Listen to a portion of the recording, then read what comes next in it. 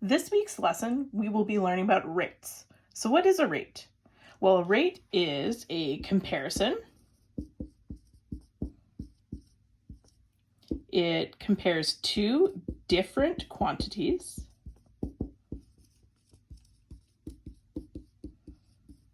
And they have two different units. Rates are very applicable to life. We see them all the time. So let's think about one that we have seen. So what is your heart rate? A heart rate is exactly that, comparing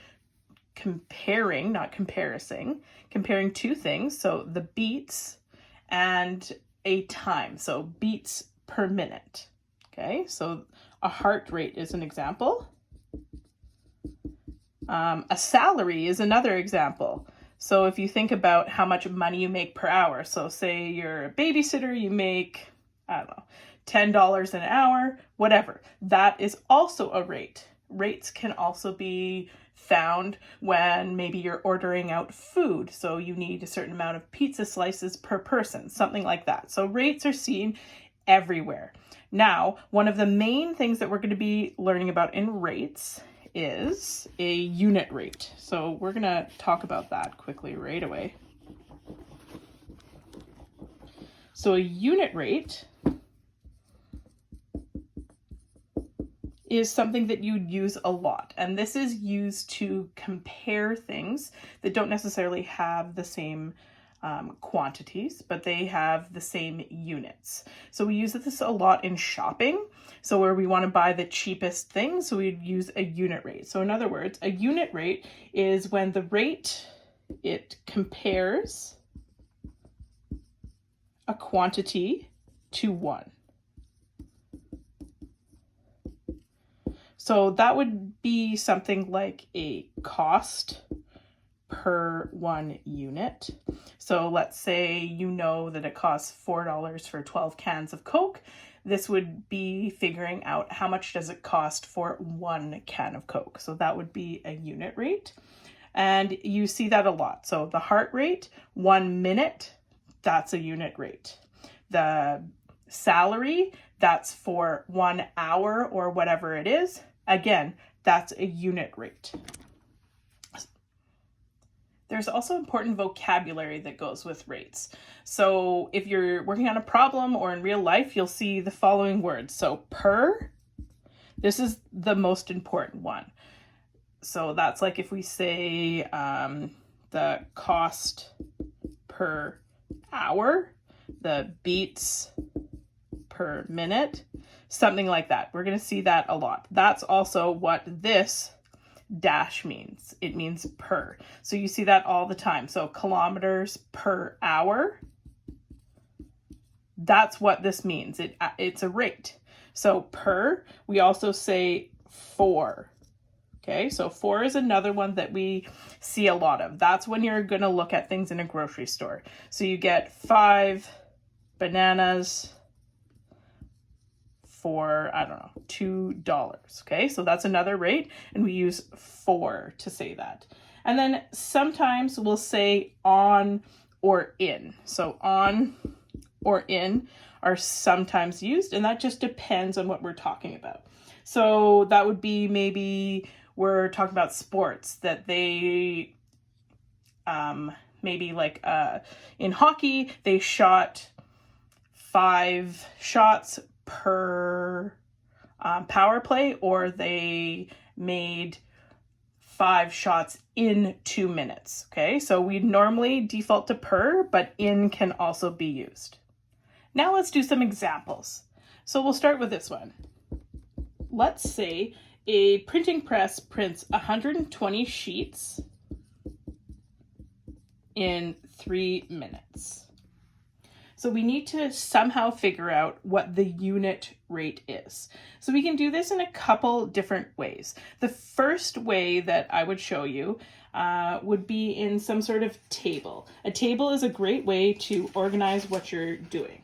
So let's think about this. So in 3 minutes, it's 120 sheets. Let's try and figure out what a better measurement to start with. So In 3 minutes, it's 120. In 1 minute,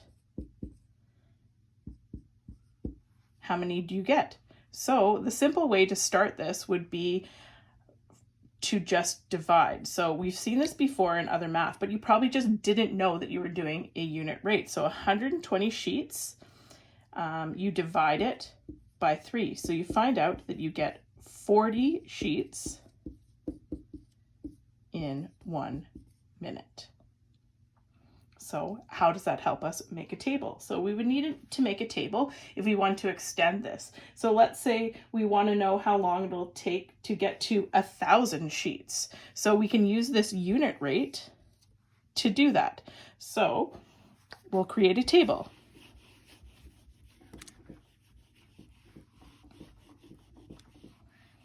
Now, to create a table and to make it smaller for you, if you have 40 sheets per 1 minute, how many in 5 minutes? Okay, so what I would do, I can multiply by 5. So think about the ratios. That means you can multiply this by 5. So that means that I would have 200 sheets in 5 minutes. Now let's make a table to find out how long it'll take us to get 1,000 sheets. So if I make a table, what I would do is I put the time on top and then the sheets on the bottom. So I used 5 minutes just because we can get to our answer a little bit faster, but you could still use 1 minute. That's not a problem. So let's say we have 5 and 200. Now, what if we had 10? You can do the same thing. You can multiply 40 by 10. So you'd get 400. Now you may start to see a pattern. At 15 minutes, multiply 40 by 15, and you'll see that we have 600. By now, you can for sure probably see the pattern. At 20, we have 800. And at 25, we have 1,000. So what we can see is we can use a table to help us calculate rate problems. Now, the last way that we can do it would be to use just division. So no way to organize our information. We do it like this. So I'm going to just go back to just our 40 sheets per 1 minute.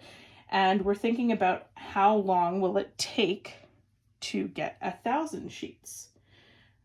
So basically what you're trying to do is 40 times what number equals 1,000.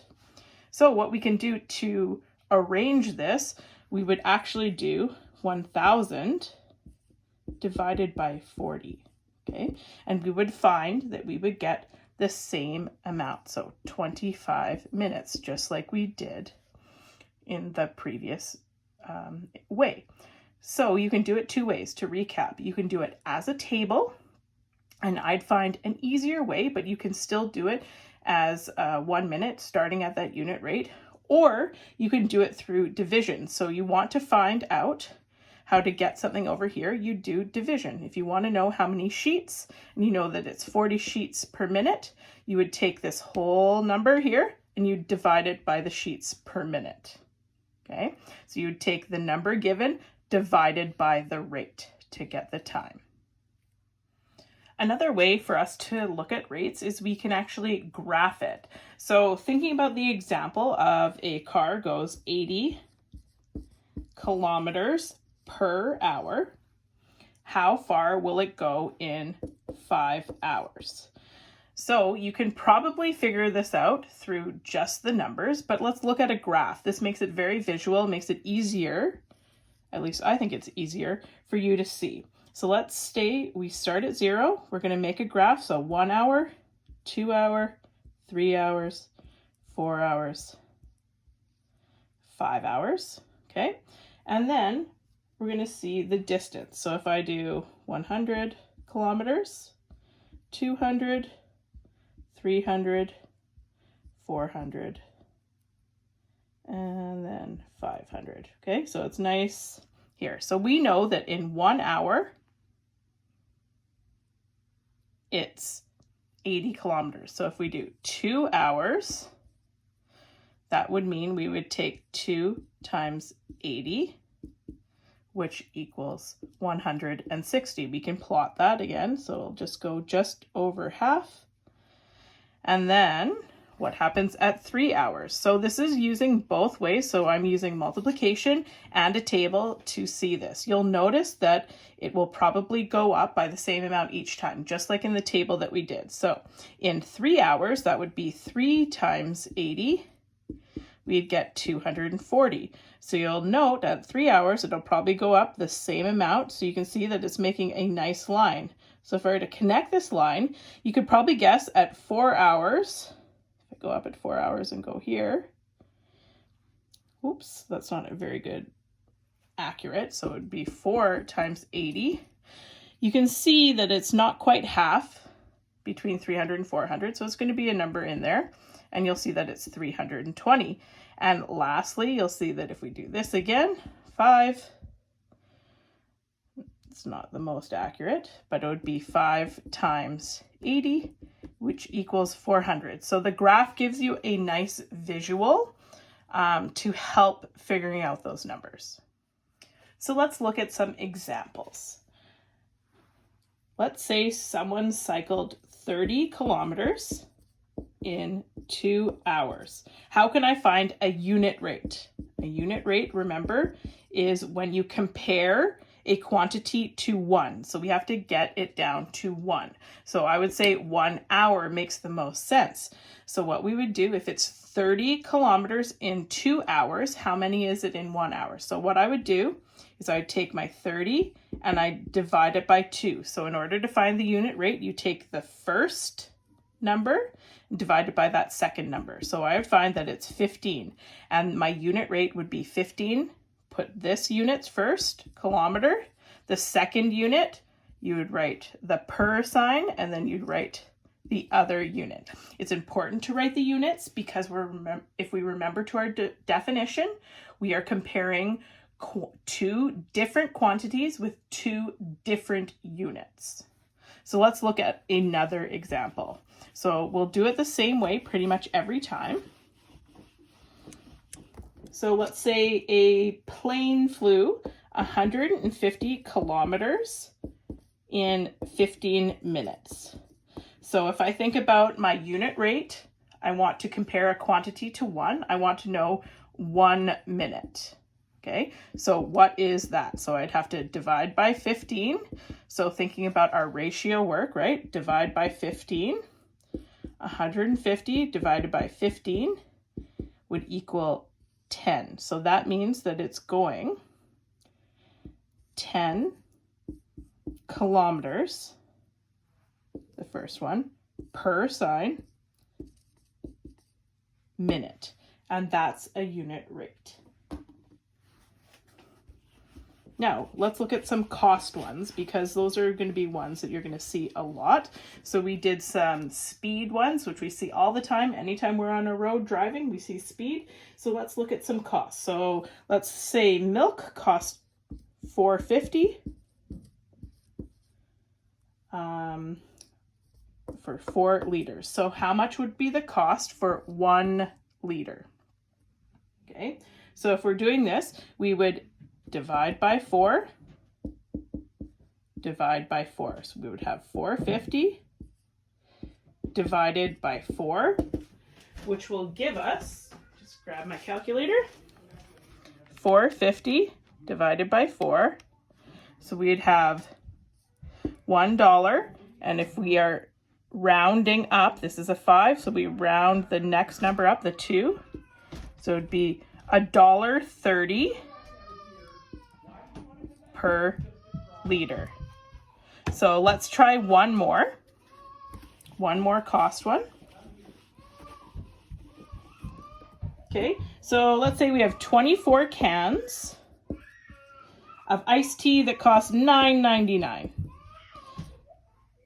Okay, so in this case, I actually wrote it backwards. So we would actually want to know what would be the cost for 1 can. We don't care what 1 cent or $1 and how much of a can is. That doesn't make any sense. So remember that they can be written backwards. You have to think what makes sense. So it makes sense. 1 can is worth this much money, not this much money is this part of a can. So what I would do is I would divide both sides by 24. Okay, so $9.99 divided by 24. So I'll put it up in the calculator again. So $9.99 divided by 24 is equal to, if we round, that's equal to about 42 cents. So that would be cost 42 cents per can. Okay, so we use the dollar sign and we use the can sign.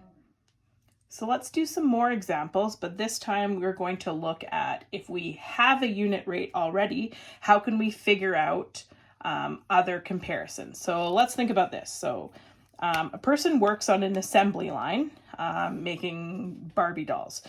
This person can paint the eyes on 225 dolls in 1 hour. Okay, so how many can she paint in 3 hours? So we'll start there. So in 3 hours, what would happen? So in order for me to get to 1 to 3, I would multiply and I would multiply. So 225 times 3. So I'll show you in the calculator. So 225 times 3 would be 675 dolls in 3 hours. Okay, so that's how we can use a unit rate. Remember, comparison to the quantity of 1 to get something bigger. Well, what happens if we need something smaller? Okay, so we'll look at this, the same one. I'll just rewrite it. So 225 dolls in 1 hour. So how can we find out how many she can do in 15 minutes? So the first thing we would need to do is we need to figure out how many minutes are in this 1 hour. So we know that there are 60 minutes in 1 hour. So we would need to use this quantity to help us. So what now we would do is we'd have 225 dolls in 60 minutes. How do I go from 60 to 15? Well, what I do is I would divide by 4. So that means I would have to divide this number by 4 to find out how many doll eyes she can paint in 15 minutes. So let's do that. 225 divided by 4. So that means she can make about 56.25. Now, because this is asking how many doll eyes can she make, does it make sense for her to be able to do part of a doll eye? No. So we'd actually say that it's lower. She could do 56 in 15 minutes.